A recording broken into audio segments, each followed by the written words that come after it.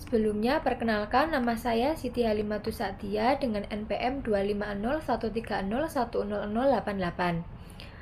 Di sini saya akan menjelaskan mengenai aset tak berwujud. Aset tak berwujud adalah aset yang dimiliki perusahaan tetapi tidak mempunyai bentuk fisik. Walaupun tidak terlihat secara nyata, aset ini tetap memiliki nilai ekonomi dan dapat memberikan manfaat bagi perusahaan dalam jangka panjang. Karakteristik utama aset tak berwujud yaitu dapat diidentifikasi, tidak memiliki eksistensi fisik, dan bukan termasuk aset keuangan. Karena manfaatnya digunakan dalam jangka panjang, aset tak berwujud biasanya diklasifikasikan sebagai aset tidak lancar. Selanjutnya, terdapat beberapa jenis aset tak berwujud, yaitu yang pertama terkait pemasaran, contohnya merek dagang dan logo. Yang kedua terkait pelanggan, seperti daftar pelanggan atau hubungan pelanggan. Yang ketiga terkait seni, misalnya hak cipta musik, film, atau buku. Yang keempat terkait kontrak, seperti lisensi dan waralaba.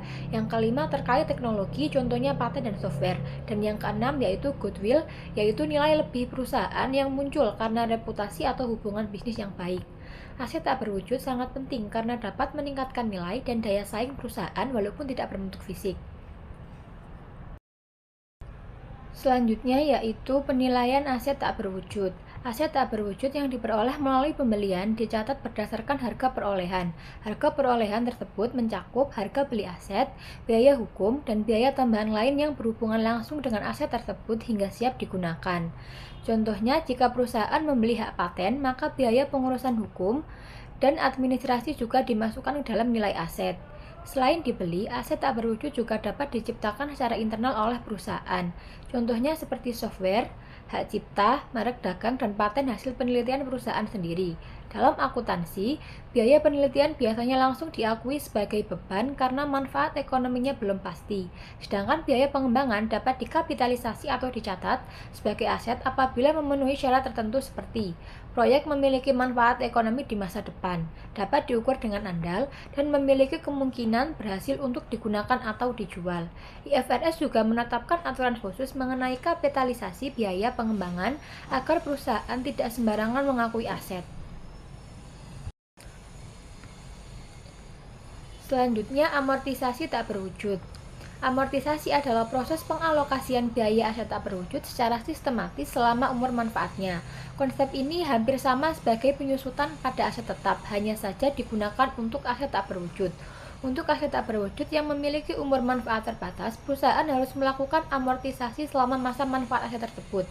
Beban amortisasi mencerminkan penggunaan manfaat ekonomi aset dari waktu ke waktu. Nilai yang diamortisasi adalah biaya perolehan dikurangi nilai sisa. Selain itu, perusahaan juga harus mengevaluasi aset setiap tahun untuk mengetahui apakah terjadi penurunan nilai atau impairment. Sedangkan aset tak berwujud dengan umur manfaat tidak terbatas, seperti beberapa merek dagang terkenal, tidak diamortisasi karena tidak memiliki batas waktu penggunaan yang jelas. Namun, walaupun tidak diamortisasi, aset tersebut tetap harus diuji penurunan nilainya minimal 1 kali dalam setahun untuk memastikan nilainya masih sesuai dengan kondisi sebenarnya. Dengan adanya amortisasi dan pengujian penurunan nilai, laporan keuangan perusahaan dapat menunjukkan nilai aset yang lebih akurat dan sesuai dengan kondisi ekonomi. Baik, selanjutnya yaitu mengenai types of intangible assets. Nah, di sini ada 6. Yang pertama ada marketing related intangible assets, yaitu trademarks and trade names, yaitu berupa kata, frasa, atau simbol yang mengidentifikasikan perusahaan atau produk tertentu. Contohnya seperti Pepsi Cola, Honda, IKEA, dan sebagainya. Nah, marketing related intangible assets ini itu ada umur tak terbatas, yang dimana maksudnya umumnya itu dianggap memiliki umur manfaatnya tuh tidak terbatas jika terus digunakan gitu, jadi bersifat selamanya. Yang kedua itu tanpa amortisasi. Nah, di sini artinya perusahaan itu tidak mengamortisasikan biaya merek dagang dengan umur tak terbatas. Lalu tipe yang kedua itu ada customer related intangible assets, yaitu berupa database and relationship.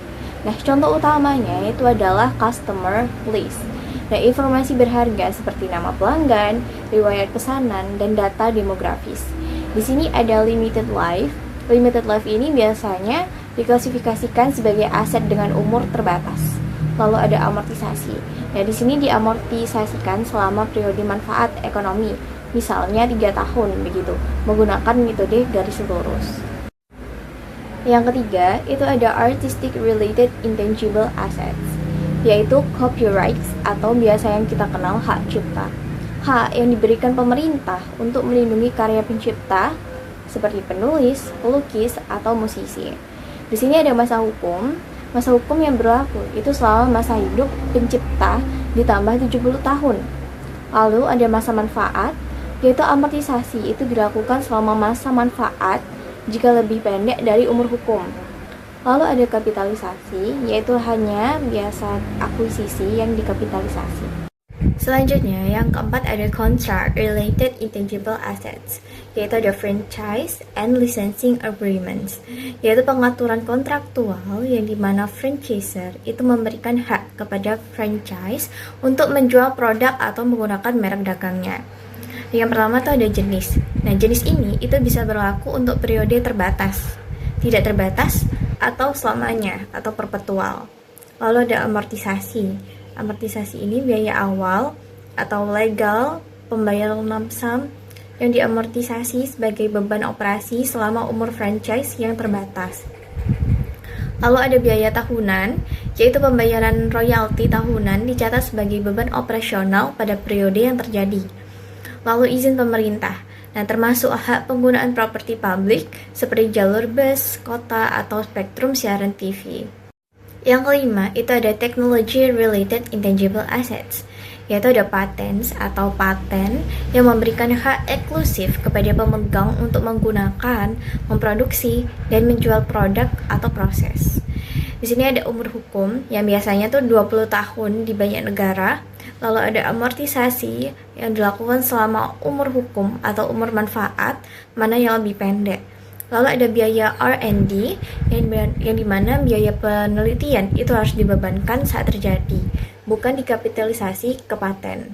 Yang terakhir yaitu ada goodwill, yaitu aset yang tidak teridentifikasi secara individual yang muncul dalam kombinasi bisnis. Nah, biasanya tuh hanya tercatat ketika seluruh bisnis itu dibeli. Definisi goodwill. Goodwill merupakan aset tak wujud yang mencerminkan manfaat ekonomi semasa depan yang timbul dari aset-aset lain dalam kombinasi bisnis yang tidak dapat diidentifikasi secara individual maupun diakui secara terpisah. Berdasarkan standar akuntansi, goodwill hanya boleh diakui dan dicatat dalam laporan posisi keuangan apabila diperoleh melalui transaksi kombinasi bisnis resmi atau akuisisi perusahaan lain. Perusahaan secara tegas dilarang mencatat goodwill yang dihasilkan dari operasi internal karena biaya untuk membangun reputasi tersebut tidak dapat diukur dan dipisahkan secara objektif dari biaya operasional sehari-hari. Metode evaluasi untuk goodwill. Goodwill diukur secara kuantitatif berdasarkan selisih atas kelebihan biaya perolehan terhadap nilai wajar dari aset neto teridentifikasi yang diperoleh pada tanggal transaksi. Jika terjadi kondisi sebaliknya, di mana harga beli lebih rendah daripada nilai wajar aset neto, maka fenomena ini disebut pembelian murah atau bargain purchase, dan selisihnya langsung diakui sebagai keuntungan atau gain dalam laporan laba rugi. Masa manfaat dan pengujian penurunan nilai atau impairment. Berbeda dengan aset tak wujud lainnya yang memiliki umur ekonomis terbatas, goodwill diklasifikasikan sebagai aset dengan masa manfaat yang tidak terbatas, sehingga regulasi akuntansi melarang adanya amortisasi tahunan. Sebagai ganti dari ketiadaannya amortisasi, perusahaan diwajibkan untuk melakukan uji penurunan nilai terhadap nilai goodwill minimal 1 kali dalam setahun. Apabila hasil pengujian menunjukkan bahwa nilai wajar unit bisnis telah turun di bawah nilai tercatatnya, maka nilai goodwill harus dikurangi secara permanen dan kerugian tersebut langsung dibebankan pada laporan laba rugi periode berjalan. Baik, di sini saya akan menjelaskan materi mengenai penurunan nilai dan penyajian aset tak berwujud. Yang pertama, penurunan nilai aset tak berwujud dengan masa manfaat terbatas.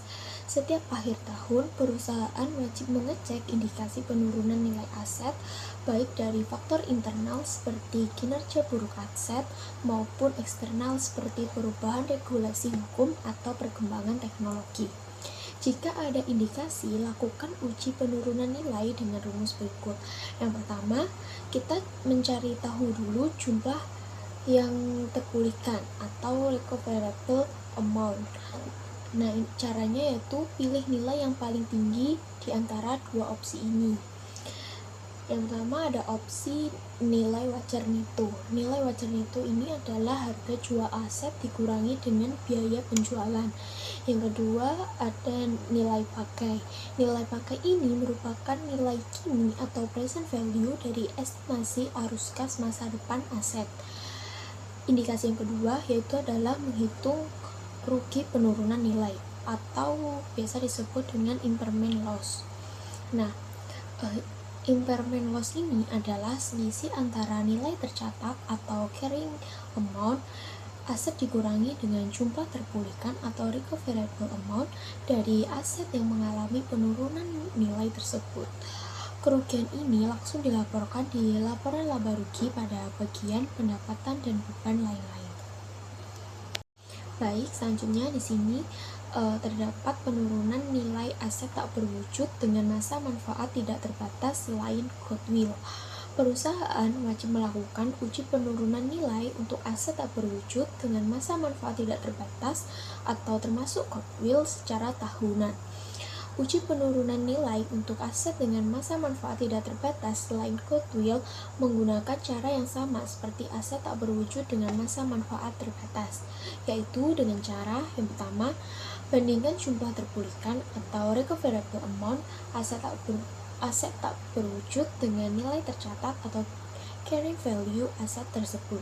Yang kedua, jika jumlah terpulihkan lebih kecil daripada nilai tercatat, perusahaan wajib mengakui adanya kerugian penurunan nilai atau impairment. Selanjutnya yaitu penurunan nilai goodwill. Waktu pelaksanaan uji penurunan nilai untuk goodwill ini sama dengan aset tak berwujud dengan masa manfaat tidak terbatas lainnya. Artinya, perusahaan harus menguji penurunan nilai goodwill setidaknya setahun sekali. Namun, karena goodwill hanya bisa menghasilkan arus kas jika dikombinasikan dengan aset-aset lainnya, uji penurunan nilai dilakukan berdasarkan unit penghasil kas atau UPK atau juga disebut sebagai cash generating unit atau CGU tempat goodwill tersebut dialokasikan. Materi selanjutnya setelah kita membahas penurunan nilai, di sini kita akan membahas penyajian aset tak terwujud. Nah, penyajian aset tak terwujud ini terdapat tiga cara di laporan yang berbeda. Yang pertama ada di laporan posisi keuangan atau juga disebut sebagai neraca. Nah, di neraca ini dilaporkan itu atau nilai yang disajikan langsung nilai bersihnya. Akun kontras seperti akumulasi amortisasi biasanya tidak dimunculkan di neraca.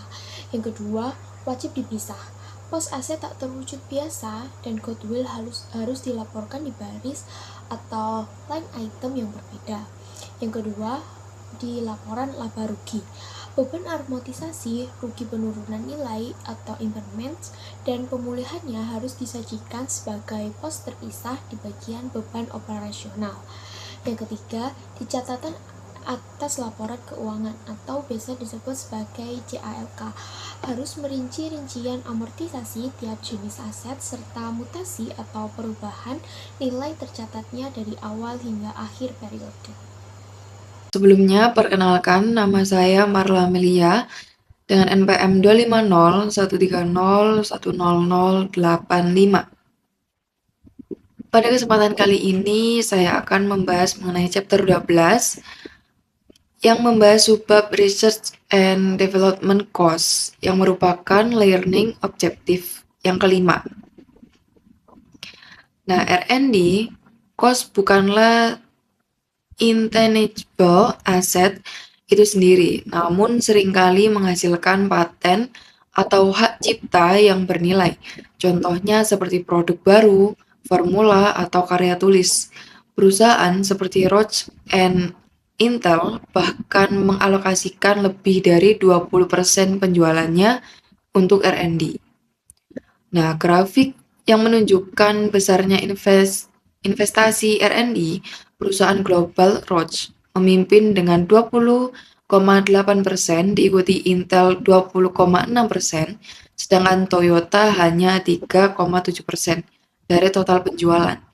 Nah, R&D terbagi dua fase, research phase, semua biaya langsung di expense, dan development phase, biaya baru bisa dikapitalisasi jika proyek sudah mencapai economic viability. Jika belum, tetap di expense.